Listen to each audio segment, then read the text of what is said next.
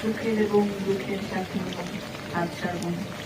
আমি অত্যন্ত আনন্দিত তার সাথে আমার এই যৌথ জীবনটি শুরু করতে পেরে।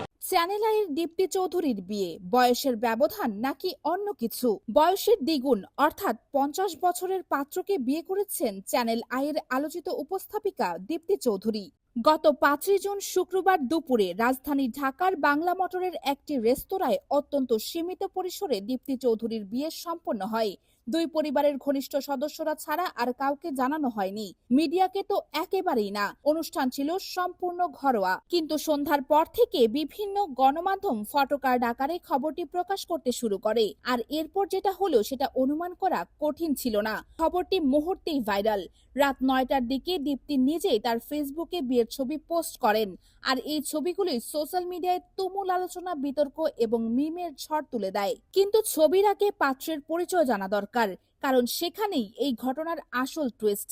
নামটা শুনলে হয়তো চেনা চেনা মনে হবে না, কিন্তু পরিচয়টা জানলে বুঝবেন মানুষটি মোটেও সাধারণ কেউ নন। মুস্তাক ইবনে আয়ুব পেশায় শিক্ষক ও গবেষক। তিনি যুক্তরাজ্যের অক্সফোর্ড বিশ্ববিদ্যালয় থেকে অনকোলজি বিষয়ে পিএইচডি সম্পন্ন করেছেন। অনকোলজি অর্থাৎ ক্যান্সার গবেষণা চিকিৎসা বিজ্ঞানের সবচেয়ে জটিল ও উচ্চমানের শাখাগুলোর একটি। বর্তমানে তিনি ঢাকা বিশ্ববিদ্যালয়ের জেনেটিক ইঞ্জিনিয়ারিং অ্যান্ড বায়োটেকনোলজি বিভাগে অ্যাসোসিয়েট প্রফেসর হিসেবে কর্মরত। অর্থাৎ শিক্ষাগত যোগ্যতা, পেশাগত অবস্থান, গবেষণার মান কোনো দিক থেকেই পাত্রকে অযোগ্য বলার সুযোগ নেই। কিন্তু সমস্যাটা অন্য জায়গায়, আর সেটাই এখন সবচেয়ে বেশি আলোচিত। মুস্তাক ইবনে আয়ুব 1997 সালে এসএসসি পাশ করেন, 2001 সালে এইচএসসি। আর দীপ্তি চৌধুরীর জন্ম 2003 সালের 20 সেপ্টেম্বর ব্রাহ্মণবাড়িয়ার নাসিরনগরে। এবার একটু ক্যালকুলেশন করুন, মুস্তাক যখন মাধ্যমিক পরীক্ষা দিচ্ছেন তখন দীপ্তি চৌধুরীর এই পৃথিবীতে জন্মই হয়নি। দীপ্তির জন্মের পুরো 6 বছর আগে তার স্বামী এসএসসি পাশ করে ফেলেছেন। সাধারণত বাংলাদেশের সামাজিক প্রেক্ষাপটে স্বামী স্ত্রীর মধ্যে 5 থেকে 7 বছরের বয়সের ব্যবধান স্বাভাবিক হিসেবে দেখা হয়, কিন্তু এখানে সেই ব্যবধান 20 থেকে 25 বছর বা তারও বেশি। আর এই একটি তথ্যই পুরো সোশ্যাল মিডিয়াকে দুই ভাগে ভাগ করে দিয়েছে। বিয়ের খবর প্রকাশ পাওয়ার পর থেকে নেটিজেনদের প্রতিক্রিয়া একটা আলাদা মাত্রায় পৌঁছে গেছে। একটা বড় অংশ সরাসরি সমালোচনায় নেমে পড়েছে। তাদের প্রশ্ন, 22 বছরের একজন তরুণী কেন তার বাবার বয়সী একজনকে বিয়ে করবে? এর পেছনে কি আর্থিক কোনো হিসাব আছে? অনেকে রসিকতার ছলে সুগার ডেডি তকমা দিচ্ছেন। মিমস পেজগুলোতে একের পর এক মিম তৈরি হচ্ছে। আবার আরেকটি অংশ বলছে সম্পূর্ণ ভিন্ন কথা। তাদের যুক্তি, বিয়ে একটি ব্যক্তিগত সিদ্ধান্ত। দুজন প্রাপ্তবয়স্ক মানুষ যদি সম্মতিতে বিয়ে করে তাহলে বাইরের কারো মতামত দেওয়ার এখতিয়ার কতটুকু? পাত্র অক্সফোর্ড থেকে পিএইচডি করা একজন গবেষক ও শিক্ষক, তাকে শুধু বয়স দিয়ে বিচার করাটা কি ন্যায্য? একটা মজার পর্যবেক্ষণও অনেকেই করেছেন। ছবিতে মুস্তাক ইবনে আয়ুবকে দেখতে মোটেও মনে হচ্ছে না যে তার বয়স এতটা বেশি, বরং কেউ কেউ মন্তব্য করছেন ছবিতে দেখে মনে হচ্ছে দীপ্তির বয়সই বেশি। এই পর্যবেক্ষণটাও সোশ্যাল মিডিয়ায় বেশ মজার রসদ তৈরি করেছে। কিন্তু এই পুরো আলোচনার মধ্যে একটা প্রশ্ন কেউ গভীরভাবে তুলছে না, আর সেটাই আসলে সবচেয়ে গুরুত্বপূর্ণ। দীপ্তির ফেসবুক পোস্টের ক্যাপশনটা একটু মনোযোগ দিয়ে পড়ুন। তিনি লিখেছেন, যাকে না পাওয়া ছিল একমাত্র আফসোস, আল্লাহ তাকে জীবনসঙ্গী হিসেবে উপহার দিয়েছেন। এই একটি লাইনই অনেক কিছু বলে দেয়। না পাওয়ার আফসোস মানে এই সম্পর্ক নতুন নয়, এটি দীর্ঘদিনের। হয়তো এমন একটা সময় ছিল যখন দীপ্তি ভেবেছিলেন এই সম্পর্ক হয়তো কখনোই বিয়েতে রূপ নেবে না, কিন্তু শেষ পর্যন্ত সেটাই হয়েছে। তিনি আরো লিখেছেন, আমার জীবনে দেখা সবচেয়ে নির্মল মনের মানুষটিকে পেয়েছি। তোমার প্রতি আমার ভালোবাসা শুধু অনুভূতি নয়, এর সঙ্গে গভীর শ্রদ্ধাও রয়েছে। এই কথাগুলো পড়লে যেটা বোঝা যায়, দীপ্তি এই সিদ্ধান্ত সচেতনভাবে নিয়েছেন। কোনো আবেগের বশে নয়, কোনো চাপে নয়, বরং একটি গভীর দীর্ঘমেয়াদী সম্পর্কের ভিত্তিতে। তবে তাদের পরিচয় ঠিক কখন হয়েছিল, সম্পর্ক কিভাবে শুরু হয়েছিল, সেটা এখনো স্পষ্ট নয়।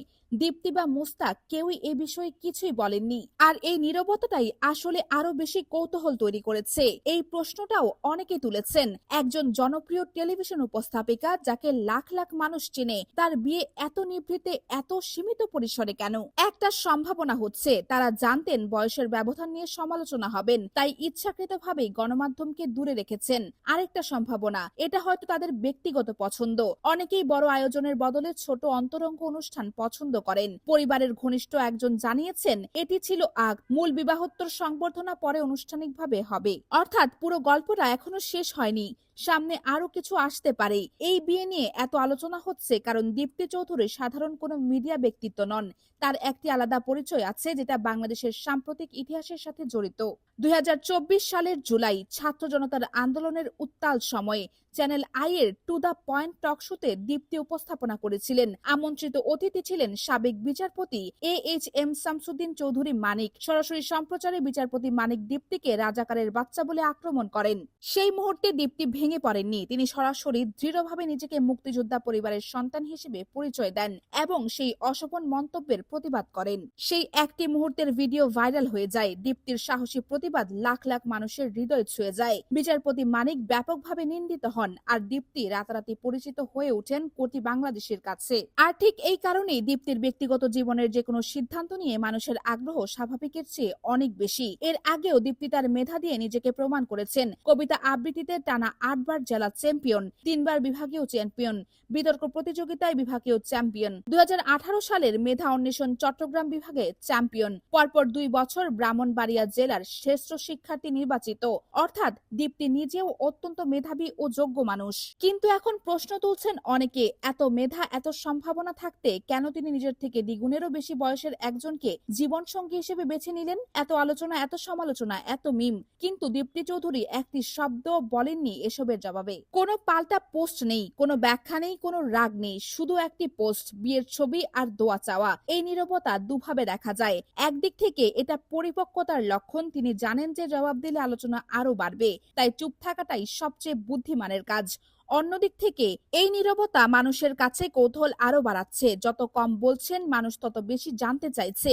এই পুরো ঘটনায় একটা দিক আছে যেটা সোশ্যাল মিডিয়ায় প্রায় কেউই আলোচনা করছে না। সেটা হচ্ছে উল্টো পরিস্থিতি হলে প্রতিক্রিয়া কেমন হতো।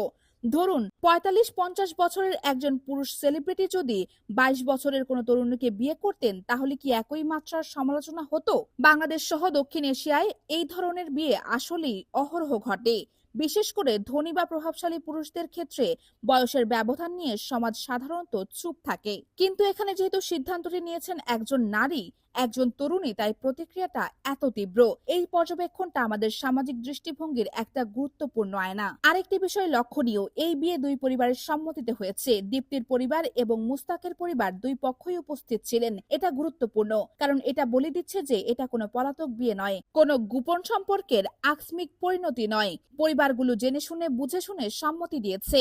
এখন পরিবারের ভেতরে হিসাব নিকাশ কি ছিল সেটা বাইরে থেকে বলা সম্ভব নয়, কিন্তু পারিবারিক সম্মতি থাকা মানে অন্তত একটি স্তরের যাচাই বাছাই হয়েছে।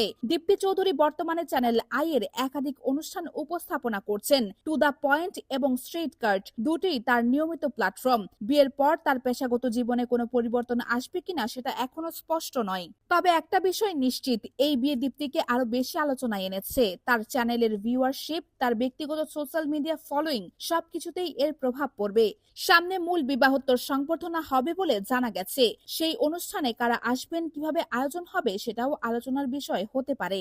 এই উত্তরটা হয়তো প্রত্যেকের কাছে আলাদা, কিন্তু প্রশ্নটা সবার জন্য একটাই, দীপ্তি চৌধুরীর এই বিয়ে নিয়ে আপনার অবস্থান কি? বয়সের ব্যবধানকে আপনি কিভাবে দেখছেন? ব্যক্তি স্বাধীনতার অংশ হিসেবে নাকি সামাজিক উদ্বেগের জায়গা হিসেবে? কমেন্টে আপনার যুক্তিপূর্ণ মতামত জানান।